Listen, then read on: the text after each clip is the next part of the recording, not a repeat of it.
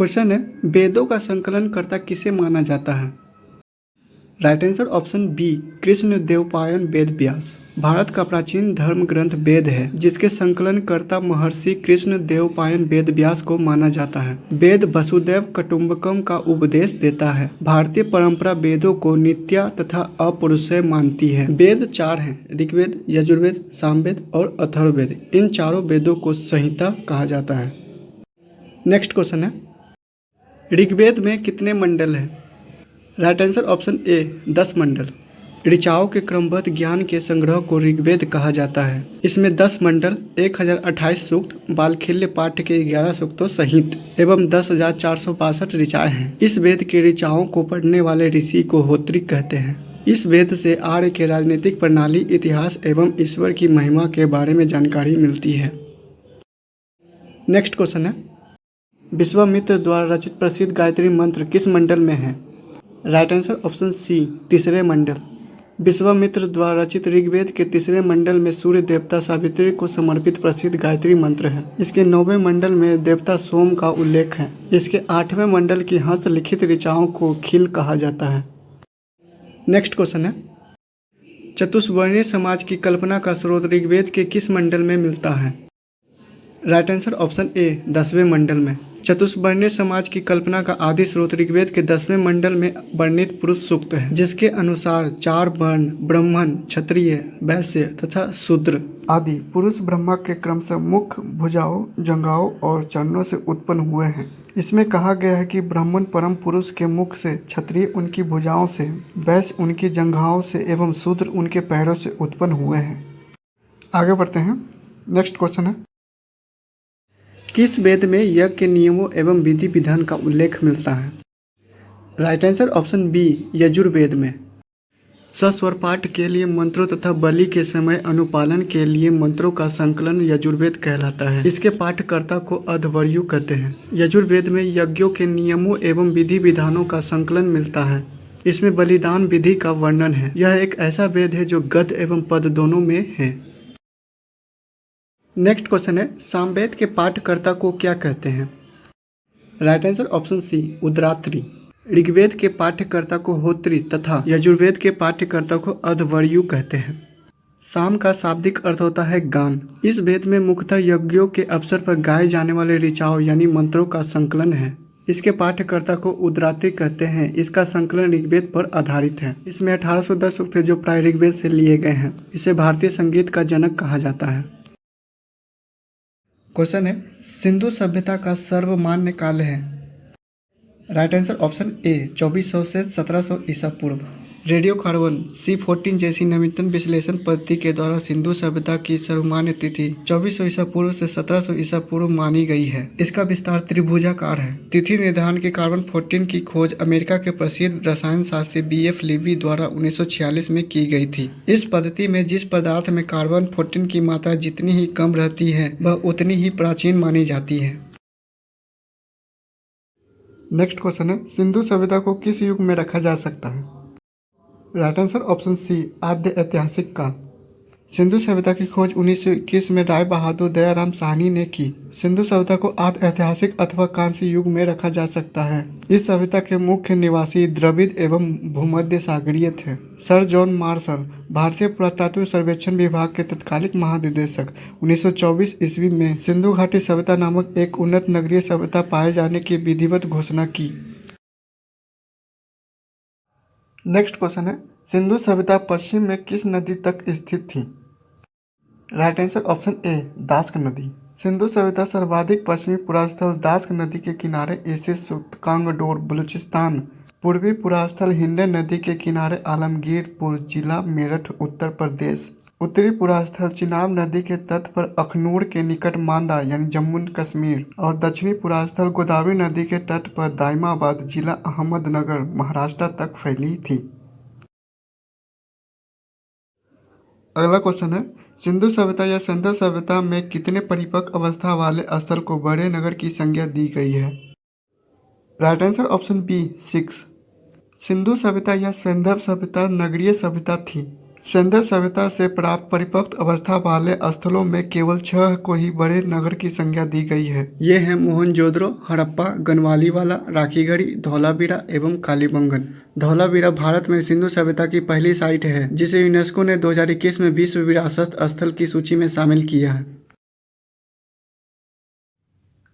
अगला क्वेश्चन है, सिंधु सभ्यता का स्थल राखीगढ़ी किस नदी के किनारे बसा था?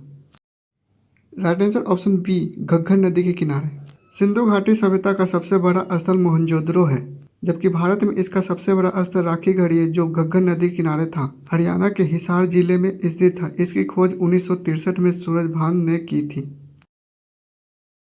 अगला क्वेश्चन है, सिंधु सभ्यता के किस स्थल से स्नान कुंड मिले हैं? राइट आंसर ऑप्शन ए, मोहनजोदड़ो से। मोहनजोदड़ो से प्राप्त स्नानागार संभवतः सिंधु सभ्यता की सबसे बड़ी इमारत है, जिसके मध्य में स्थित स्नानक कुंड 11.88 मीटर लंबा, 7.01 मीटर चौड़ा एवं 2.43 मीटर गहरा है। नेक्स्ट क्वेश्चन है, सिंधु सभ्यता के किस स्थल से बंदरगाह मिले हैं? Right answer option A, Surkotada. Lothal एवं सुत्तकोटदा सिंधु सभ्यता का बंदरगाह था। अग्निकुंड लोथल एवं कालीबंगन से प्राप्त हुए हैं। जुते हुए खेत और नकाशीदार ईंटे के प्रयोग का साक्ष्य कालीबंगा से मिले हैं और मनके बनाने के कारखाने लोथल एवं चहुंदरो से मिले हैं। नेक्स्ट क्वेश्चन है, किस सिंधु सभ्यता स्थल से नर्तकी की कांस्य मूर्ति मिली है? Right answer option C, Mohenjodaro से। मोहनजोदारो से नर्तकी की एक कांस्य मूर्ति मिली है। हड़प्पा की मोहरों पर सबसे अधिक एक श्रृंगी पशु का अंकन मिलता है। यहाँ से प्राप्त एक आयताकार मोहर में स्त्री के गर्भ से निकलता पौधा दिखाया गया है।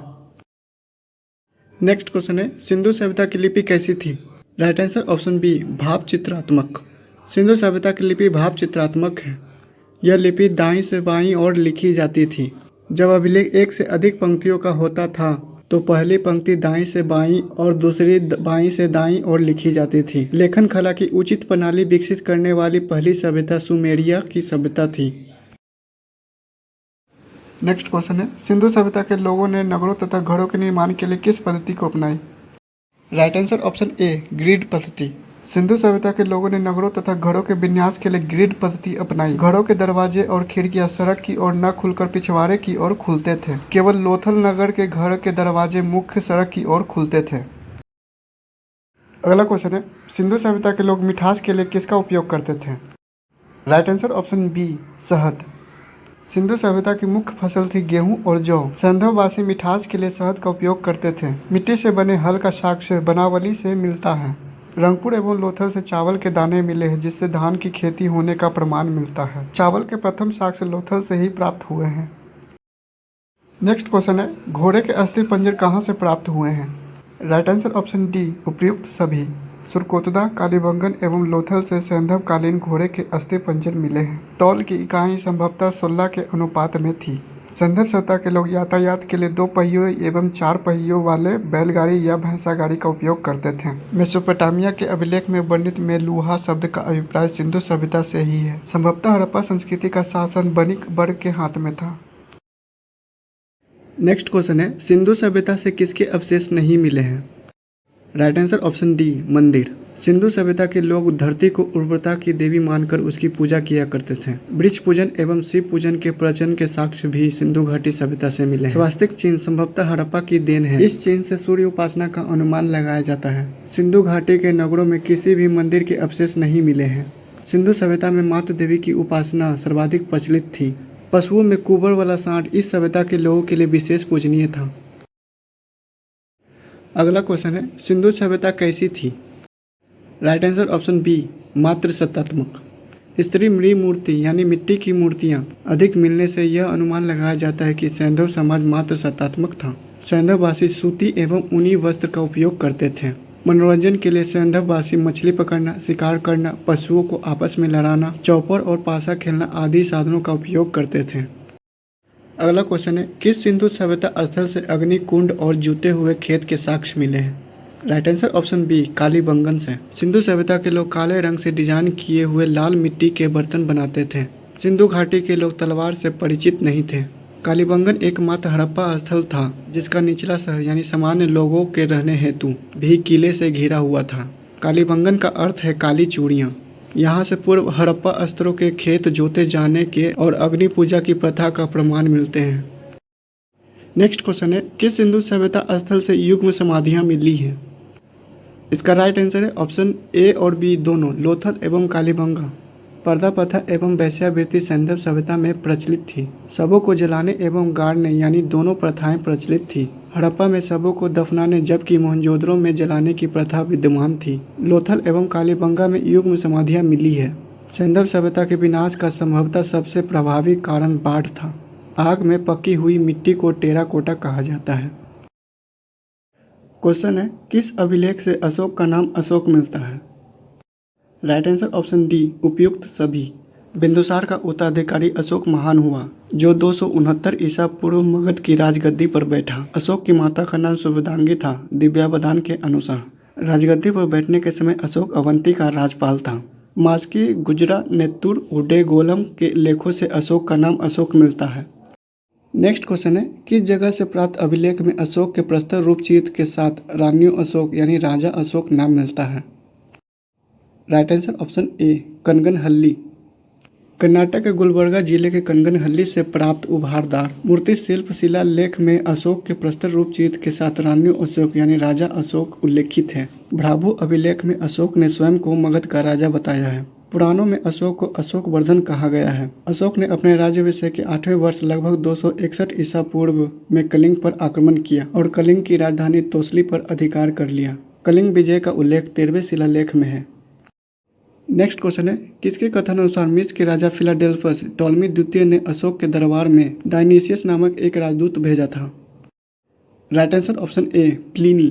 प्लिनी का कथन है कि मिस्र के राजा फिलाडेल्फस टॉलमी द्वितीय ने पाटलिपुत्रा में डायनीसियस नामक एक राजदूत भेजा था। उपगुप्त नामक बौद्ध भिक्षु ने अशोक को बौद्ध धर्म की दीक्षा दी। अशोक पहले ब्राह्मण धर्म का अनुयायी था। कलहन की राजतरंगिणी से पता चलता है कि वह शैव धर्म का उपासक था। निर्गोद के प्रवचन सुनकर उसने बौद्ध धर्म को अपना लिया। वह रौरा लेख में यह घोषणा की कि अशोक व्यक्तिगत रूप से बौद्ध धर्म का अनुयायी था। अगला क्वेश्चन है, अशोक ने आजीवक संप्रदाय के लोगों के लिए कितनी गुफाओं का निर्माण करवाया? Right answer option B, 4। Ashoka एक उपासक के रूप में अपने राज्याभिषेक के 10वें वर्ष बोध गया की, 12वें वर्ष निगाली सागर की एवं 20वें वर्ष लुम्बिनी की यात्रा की।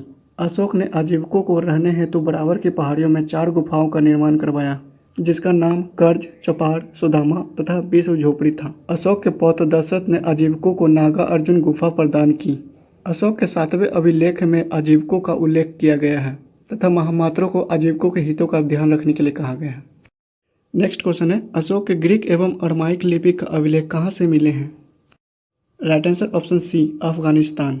अशोक ने बौद्ध धर्म के प्रचार प्रसार के लिए अपने पुत्र महेंद्र एवं पुत्री संघमित्रा को श्रीलंका भेजा। बौद्ध परंपरा और उनके लिपियों के अनुसार अशोक ने 84,000 स्तूपों का निर्माण करवाया था। अशोक के शिलालेखों में ब्रह्मी, खरोष्टी, ग्रीक और अरमाइक लिपि का उपयोग हुआ है। ग्रीक एवं अरमाइक लिपि का अभिलेख अफगानिस्तान से, खरोष्टी लिपि का अभिलेख शहबाज गढ़ी एवं मानसेहरा पाकिस्तान से और शेष भारत में ब्राह्मी लिपि के अभिलेख मिले हैं।